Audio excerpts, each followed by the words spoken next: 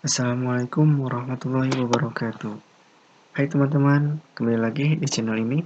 Oke, pada kali ini kita akan melanjutkan seri tutorial mengenai Artificial Intelligence, di mana pada video ini kita akan membahas mengenai chapter 5, yaitu vektorisasi kata dan dokumen. Oke, langsung saja kita ke pembahasannya. Chapter 5, vektorisasi kata dan dokumen. Oke, sebelum itu kita harus memahami terlebih dahulu apa itu vektorisasi kata. Mengapa kata-kata harus dilakukan vektorisasi? Karena untuk melakukan pengukuran nilai, kemunculan sebuah atau suatu kata yang serupa dari sebuah kalimat, sehingga kata-kata tersebut dapat dilakukan prediksi kemunculannya. Dibuatnya vektorisasi data digunakan untuk memprediksi bobot dari suatu kata, misalnya bunga atau daun. Jadi kedua-duanya sama-sama tumbuhan, maka akan dibuatkan suatu prediksi apakah kata tersebut akan muncul pada kalimat yang kira-kira memiliki bobot yang sama. Oke, lanjut. Nah, di sini ada vektorisasi kata untuk skemanya. Yang pertama itu ada dokumen. Nah, selanjutnya itu sebelum proses, maka akan dilakukan vektorisasi data. Dan selanjutnya masuk ke tahapan pembobotan dan masuk ke tahapan prediksi. Nah, di sini ada dimensi dari vektor. Mengapa dimensi dari vektor dataset Google bisa sampai 300? Nah, karena dimensi dari suatu vektor digunakan untuk melakukan perbandingan dari setiap kata. Misalnya terdapat kata dog atau cat pada dataset Google. Jadi setiap kata tersebut dibuat dimensi vektor 300 dari keduanya. Nah, kemudian kata tersebut dilakukan perbandingan bobotnya, maka akan muncul akurasi sekitar 70% kesamaan antara dog dan cat yang digunakan untuk hewan peliharaan. Nah, di sini ada dimensi dari vektor. Yang pertama itu dataset Google. Nah, yang kedua itu kata dog dan cat. Dan selanjutnya di sini kita akan buat dua kategori, yaitu cat 300 dimensi vektor dan dog 300 dimensi vektor.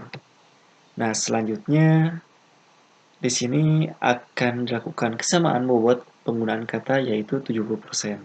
Nah, jadi di dalam cat 300 dan dog 300 itu kita lakukan dulu perbandingan. Nah, setelah itu maka akan dihasilkan yaitu kesamaan bobot pengguna kata. Nah, selanjutnya di sini ada konsep vektorisasi kata, yaitu suatu yang dilakukan untuk mengetahui kata tengah dari suatu kalimat atau kata utama atau objek utama pada suatu kalimat contohnya. Nah, di dalam YouTube ya selalu terdapat kata jangan lupa like dan subscribe channel ini. Jadi kata tengah tersebut merupakan channel yang dimiliki bobot kata tengah dari suatu kalimat atau bobot sehingga objek dari suatu kalimat. Hal tersebut tentunya sangat berkaitan dengan dimensi vektor pada dataset, yaitu dataset Google yang tadi 300 ya, karena untuk mendapatkan nilai atau bobot dari kata tengah tersebut didapatkan dari proses dimensiasi dari kata tersebut. Nah, di sini ada konsep vektorisasi kata. Nah, yang pertama misalkan di sini saya ada please subscribe and turn on notification bell. Nah, selanjutnya kita lakukan vektorisasi 300 dimensi kata. Dan di sini kita dapat lihat jadi data 3 kata awal dan 3 kata akhir ya. Selanjutnya di sini kan dilakukan vektorisasi lalu channel. Nah, merupakan kata tengah yang dihasilkan. Jadi channel adalah kata tengah yang dihasilkan dari vektorisasi itu. Nah, di sini ada konsep vektorisasi dokumen. Vektorisasi untuk dokumen hampir sama seperti vektorisasi untuk kata. Jadi hanya saja pemilihan kata utama atau kata tengah terdapat pada satu dokumen. Jadi mesin akan membuat dimensi vektornya 300 untuk dokumen dan nantinya kata tengahnya akan disandingkan pada dokumen yang terdapat pada dokumen tersebut. Nah, di sini Untuk tahapannya kembali. Nah, yang pertama itu kita akan lakukan klasifikasi dokumen. Selanjutnya tahap dokumen.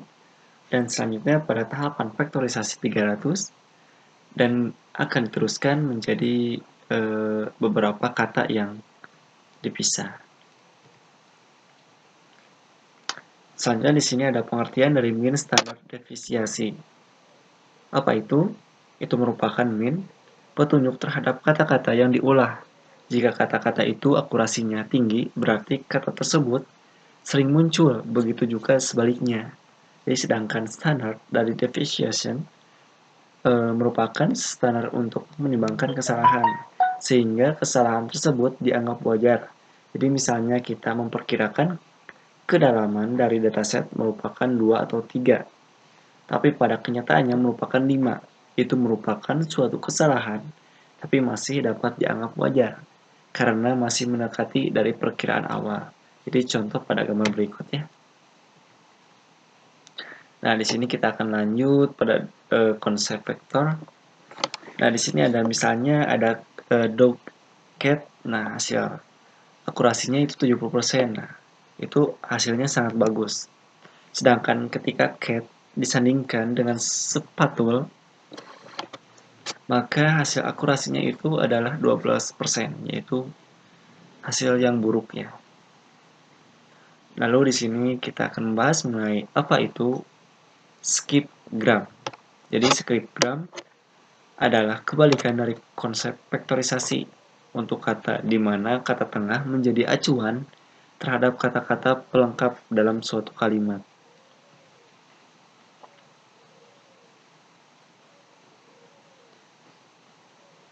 Nah,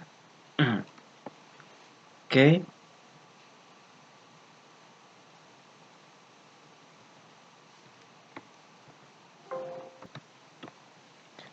Selanjutnya kita akan lanjut pada tahapan script. Oke, untuk tahapan script sendiri di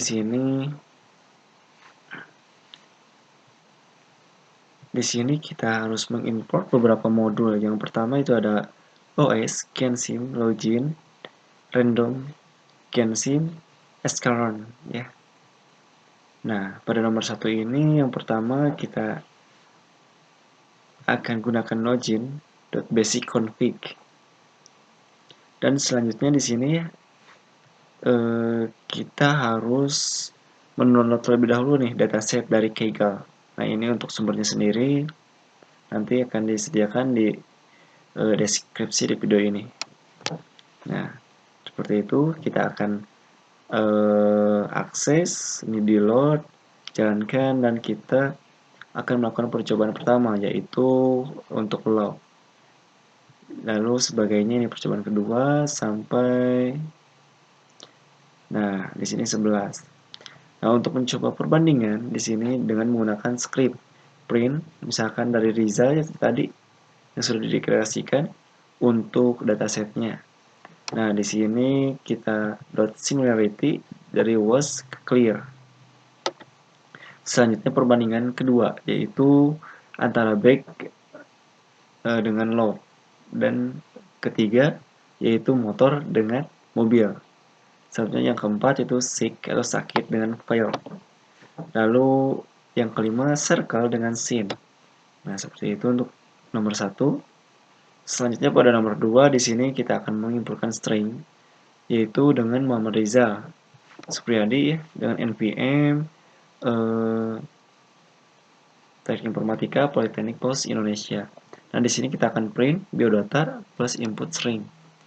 Nah, di sini kita buat variabel baru reString. Lalu di sini kita akan gunakan metode pindah. Jadi lalu di sini kita print list katanya adalah kita print lagi nih dari hasil variabel ini reString. Nah, pada percobaan pertama kita akan menginputkan matrix yaitu seperti berikut untuk datanya. Nah, maka di sini akan dilakukan perulangan untuk hasilnya for s in di dalam import matrix. Jadi ini akan dilakukan looping. Hasilnya random choice result. Seperti itu. Nah, di sini ada percobaan. Dari kedua, kita akan buat metode dengan nama extract word. Nah, di sini kita buat ya suatu parameter send. Lalu send ini kita akan masukkan nih. Jadi di sini yang pertama kita akan menghapus tag HTML nih digunakannya. Lalu selanjutnya untuk yang kedua itu menghapus petik 1. Dan yang ketiga itu menghapus tanda baca, sedangkan yang keempat itu menghapus spasi yang berurutan. Nah, pada nomor 3 kita akan melakukan percobaan. Misalkannya kita membuat suatu dokumen ya, misalkan dengan nama docku.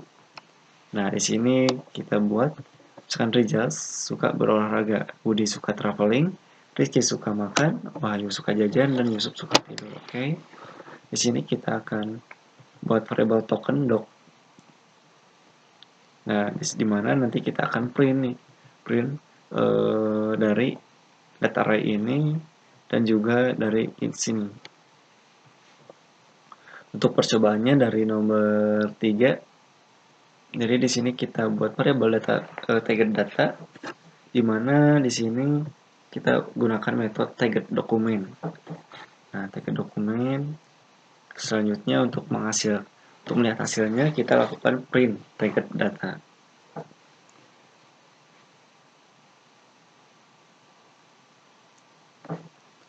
Selanjutnya di sini mentrain docs2page model ya.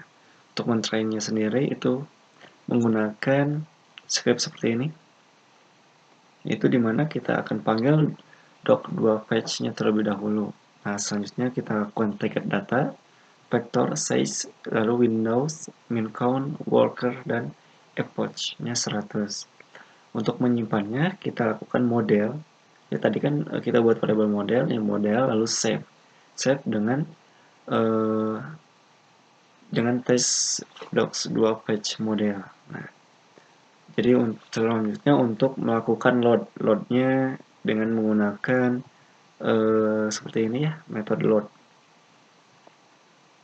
Lalu menampilkan model ya tentunya dengan print ya.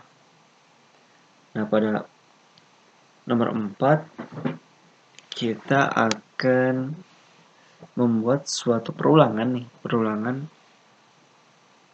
dari data array-nya, di mana dir name in train post. Nah, di sini ada train make, unsub, post, dan make. Nah, selanjutnya ini buat perulangan, lalu yang diakhiri dengan print-nya, print dengan append. Append itu menangkap suatu data yang sudah dideklarasikan ya. Lalu nomor 5 untuk mengacak suatu datanya ini menggunakan jadi buat variabel mode. Nah, di sini menggunakan unsub sentences. Lalu jalankan perintah atau tampilkan hasilnya dari mode tersebut. Untuk mendelete sendiri ini sebetulnya bisa ya menggunakan delete temporary training data nih untuk membersihkan data. Nah, selanjutnya bentar.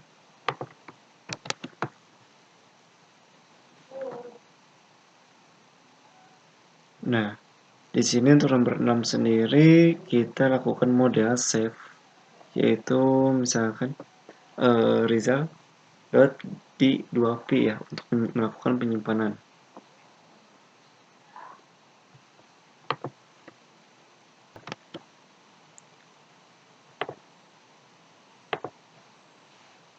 Nah, di sini tadi udah nomor 7 menggunakan metode infer vector, di mana nantinya kita akan mengekstrak ya word atau kata yaitu dengan nama sendiri. Nah, selanjutnya pada nomor 8, jadi di sini kita akan membuat suatu variabel CS di mana nanti menggunakan cosines similarity. Nah, similarity ini untuk membandingkan ya antara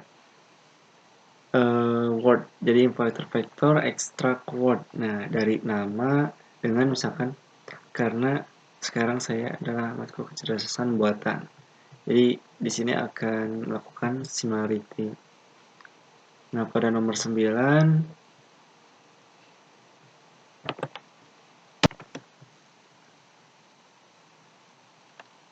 nah, jadi pada nomor 9 ini kita buat suatu variabel, lalu di dalamnya ini panggil dataset, di mana kita akan load suatu function